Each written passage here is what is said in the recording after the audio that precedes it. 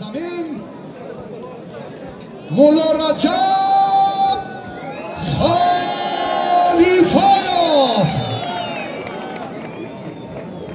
خب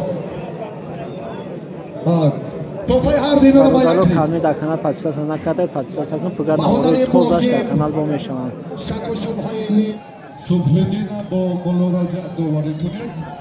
هنرنمای هر دو پهلوان. بعدش برادرها در فیلم هستند. کدوم مخلص کدوم هستی تماشا کنید.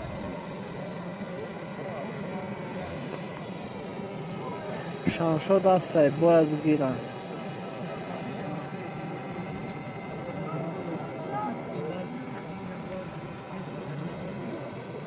خب نباشه عبدالله روزی فاینجه بردم.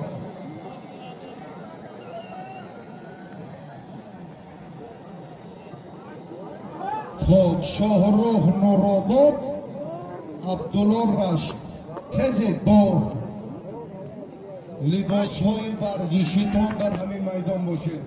ابوبکر یکاویر تز برادر قندگر این طرز کجا شدی؟ ابوبکر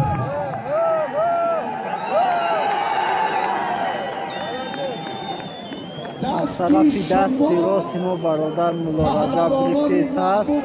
در گلیم یکم در گلیم دیوم محسن از ازبکستان و برادر ما از خرطوم. شمشاد نیولی سپرنی نیفته. رشت شاهرخ نورآباد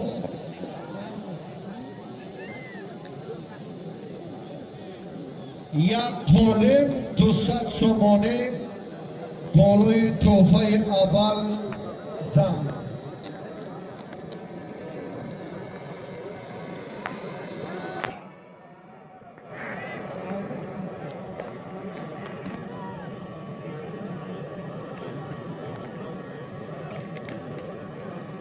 شمشاد عبداللهیov یک بار با خاطر احترام همین مردم من خواهش میکنم که شما رو ببینم. شمشاد کچه از وقت تو افسر بیزنس ها میشه.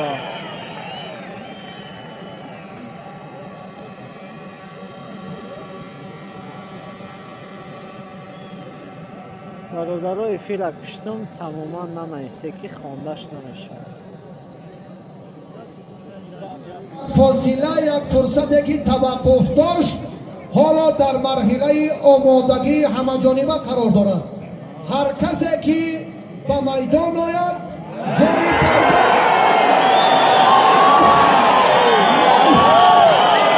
پرداخت پهلوان حلال.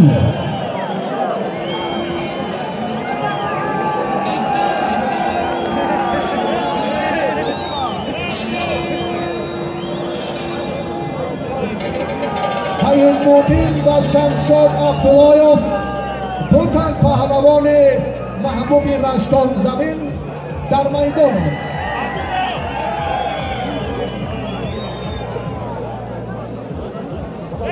مولا رجب و برادرها زدن.